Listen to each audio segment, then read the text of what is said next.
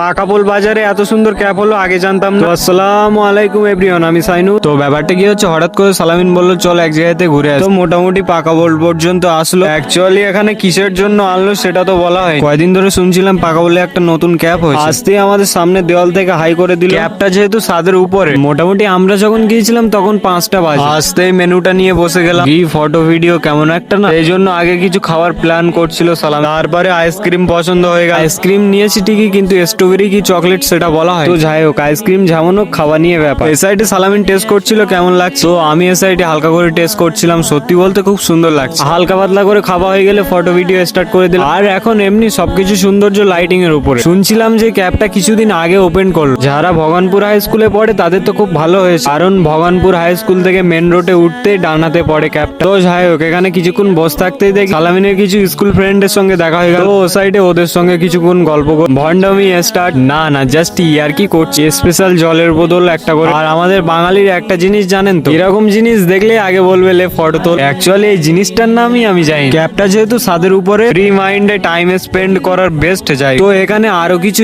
Special জিনিস ছিল। তো এতটুকুই ছিল মিনি ব্লগটা। আরো নতুন নতুন ব্লগ দেখতে সাবস্ক্রাইব এন্ড ফলো করে দিও। বাই।